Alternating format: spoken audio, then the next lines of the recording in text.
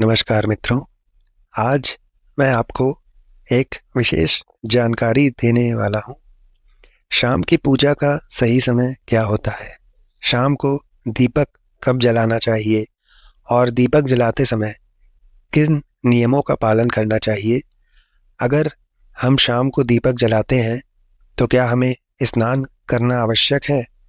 अर्थात शाम की पूजा बिना स्नान किए कर सकते हैं या नहीं कर सकते हैं? शाम को घर में कितने दीपक प्रज्वलित करने चाहिए? कहाँ-कहाँ दीपक प्रज्वलित करना चाहिए? दीपक जलाते समय क्या मंत्र बोलना चाहिए? घर की परेशानियों को दूर करने के लिए और किसी विशेष मनोकामना को पूर्ण करने के लिए दीपक किस प्रकार से प्रज्वलित करना चाहिए?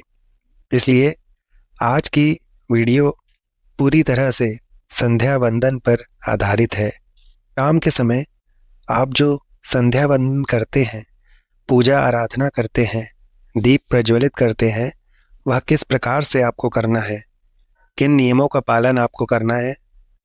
इन्हीं कुछ प्रश्नों पर यह वीडियो पूरी तरह से आधारित है, जिनका उत्तर आपको इस वीडियो के माध्यम से मैं देने का प्रयास कर रहा हूँ। अगर आपको यह वीडियो अच्छी लगे तो इसे लाइक ज़रूर करें और यदि आप इस चैनल पर नए हों तो इस चैनल को सब्सक्राइब भी कर लें।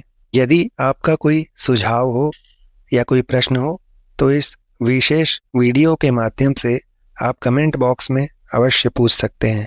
बात करते हैं दीपक प्रज्वलित करने से पहले, शाम को पूजा करने से पहले क्या स्नान करना आवश्यक है?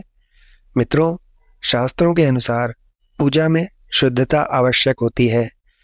तो जब हम सुबह पूजा करते हैं तब तो स्नान करना अत्यंत आवश्यक ही होता है। सुबह बिना स्नान के पूजा नहीं करनी चाहिए, लेकिन शाम की पूजा आप हाथ पांव मुंह धोकर भी कर सकते हैं, जरूरी नहीं है आप स्नान करें। अब देखिए, आप चाहे तो वस्त्र भी बदल सकते हैं या फिर आप सिर्फ हाथ मुंह धोकर कुल्ला करके भी पूजा कर सकते हैं। जैसे कि आपको शाम के समय पूजा करनी है तो दिन में भी आप शुद्धता का ध्यान रखें। जैसे कि जब भी आप टॉयलेट जाते हैं, बाथरूम जाते हैं, तब उस समय शुद्धिकरण ज़रूर कीजिए। कुल्ला ज़रूर करना चाहिए हर बार जब आप बाथरूम जाते हैं। तो अगर आप दिन भर शुद्धिकरण का ध्यान रखते हैं तो शाम के समय बिना स्नान किए भी सिर्फ हाथ पांव धोकर आप पूजा कर सकते हैं और चाहे तो स्नान भी कर सकते हैं। जैसे कि गर्मियों के दिनों में प्रातः के अलावा शाम को भी लोग स्नान करते ही हैं। बहुत सारी चीज़ें मित्रों आप स्वयं भी अपने विवेक से निर्धारित कर सकते हैं। अब अगला प्रश्न आता है कि शाम की पूजा में दीपक किस समय जलाना चाहिए? तो देखिए मित्रों, शाम को जो पूजा का समय होता है वह प्रदोष काल का समय होता है। मतलब जिस समय सूर्य अस्त हो रहा है उस समय हमारे घर में दीपक प्रज्वलित हो जाना चाहिए। अब जैसे कि आप लोगों के मन में ये प्रश्न आते हैं कि कितने बजे दीपक जलाना चाहिए शाम को, तो देखिए, शाम को सूर्यास्त का समय हर मौसम में अलग अलग होता है। जैसे कि सर्दियाँ चल रही होती हैं तो 5:30 बजे तक भी सूर्य अस्त हो जाता है। जैसे गर्मियों का मौसम है तो 6:30 से लेकर 7 बजे तक ऐसे ही सूर्यास्त का समय होता है। कई बार 7:30 का टाइम हो ही जाता है। गर्मियों में तो प्रत्येक मौसम में सूर्यास्त का समय अलग अलग होता है। इसलिए एक सही समय बताना कि इसी समय आप दीप प्रज्वलित करें, ये तो बहुत ही मुश्किल है और ये ठीक भी नहीं होगा। एक ही समय पर हर बार हम दीप प्रज्वलित नहीं कर पाएंगे। इसलिए संध्या काल का ध्यान रखिए। जब संध्या काल का समय होता है, अर्थात जब सूर्यास्त हो रहा है, उस समय आप अपने घर में दीपक प्रज्वलित कर दीजिए। और अब बात करते हैं कि कितने दीपक आपको अपने घर में प्रज्वलित करने चाहिए। मित्रों, शास्त्रों के अनुसार संध्या काल में प्रतिदिन अपने घर के मुख्य द्वार पर एक दीपक जरूर जलाना चाहिए। इससे क्या होता है कि शास्त्रों के अनुसार शाम के समय संध्या काल में लक्ष्मी माता और उनकी बहन दरिद्रता दोनों ही भ्रमण पर निकलती हैं। तो जिस घर के मुख्य द्वार पर दीपक प्रज्वलित होता है उस घर में महालक्ष्मी प्रवेश कर जाती हैं और जिस घर के मुख्य द्वार पर दीपक नहीं जल रहा होता है उस घर में अलक्ष्मी अर्थात दरिद्रता प्रवेश कर जाती है। तो इसलिए महालक्ष्मी का प्रवेश आपके घर में हो, इसके लिए घर के मुख्य द्वार पर एक दीपक जरूर प्रज्वलित करना चाहिए। और हाँ, घर के मुख्य द्वार पर जो दीप प्रज्वलित किया जाता है संध्या काल में, इसके बहुत सारे फायदे बताए गए हैं। शास्त्रों के अनुसार संध्या काल में जिस घर के मुख्य द्वार पर दीप प्रज्वलित होता है उस घर में किसी भी प्रकार की नकारात्मक ऊर्जा प्रवेश नहीं करती है। कोई भी वास्तु दोष आपके घर में हो, अगर आप अपने मुख्य द्वार पर दीप प्रज्वलित करते हैं तो समस्त प्रकार के वास्तु दोषों से मुक्ति मिल जाती है। और अगर आपके घर में पितृ दोष है जिसकी वजह से परेशानियां आपके घर में बनी हुई है, तो घर के मुख्य द्वार पर अगर आप दीप प्रज्वलित करते हैं तो इससे घर का पितृदोष भी समाप्त हो जाता है।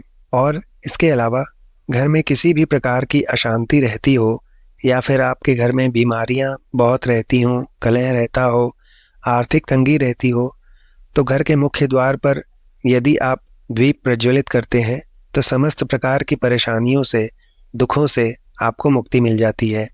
इसलिए घर के मुख्य द्वार पर दीप अवश्य प्रज्वलित करना चाहिए। शास्त्रों के अनुसार घर के मुख्य द्वार पर एक दीपक अवश्य ही होना चाहिए। अब बात करते हैं दूसरे दीपक की।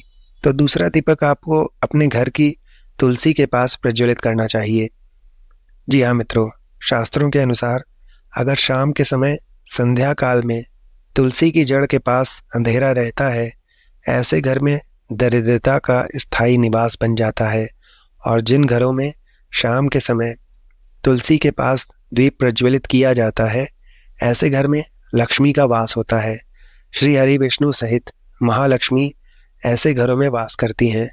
तो आपको प्रयास करना चाहिए कि शाम के समय तुलसी के पास एक दीपक अवश्य प्रज्वलित करें।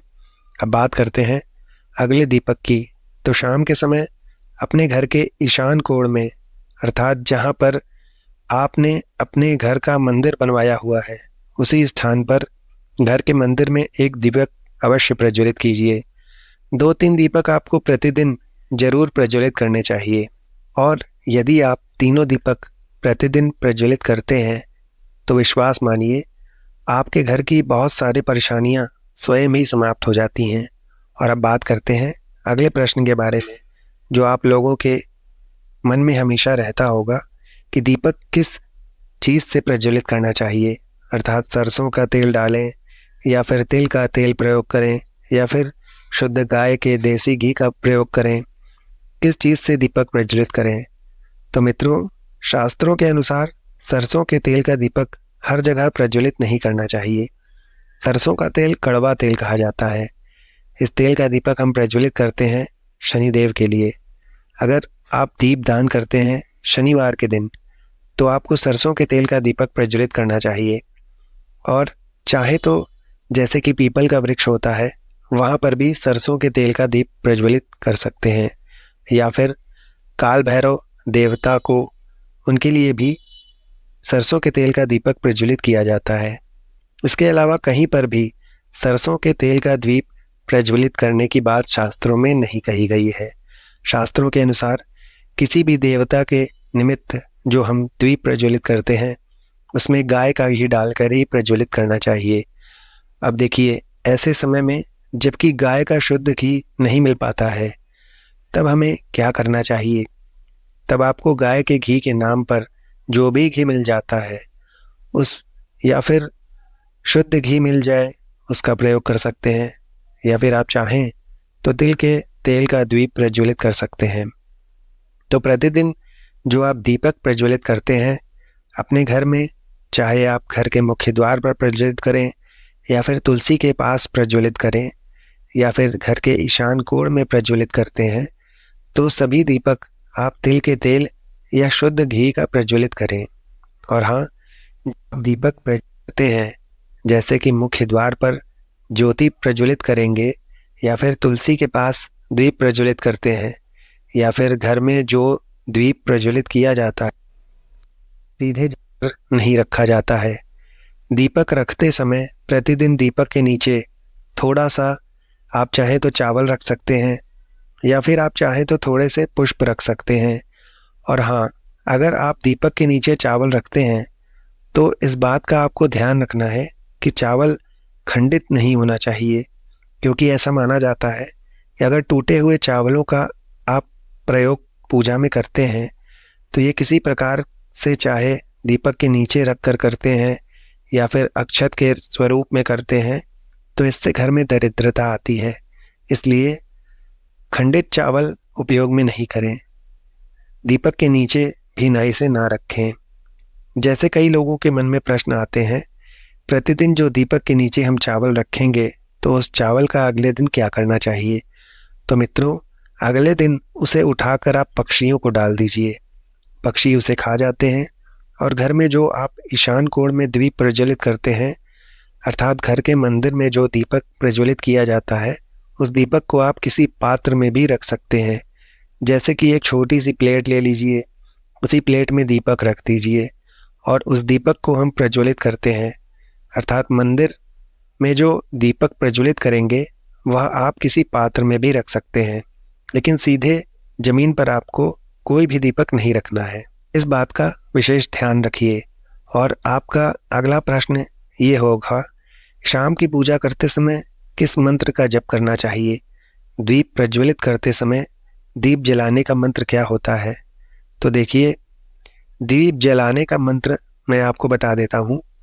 आप अगर जप सकते हैं तो ज़रूर जपिए, लेकिन अगर आप मंत्र नहीं जप पाते हैं तब भी शाम के समय जब आप दीपक प्रज्वलित करते हैं उस समय आप किसी भी मंत्र का जाप कर सकते हैं।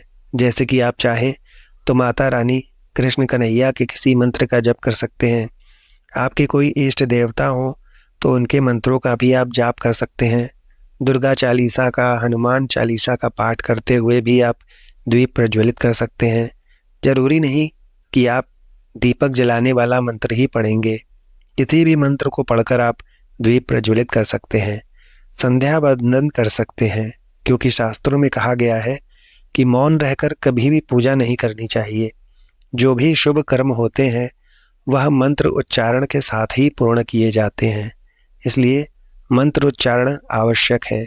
कोई भी मंत्र जपते हुए आप पूजा कर सकते हैं, संध्या वंदन कर सकते हैं, लेकिन दीपक जलाने का जो शास्त्रों के अनुसार मंत्र है वह मैं आपको पढ़कर बता देता हूँ।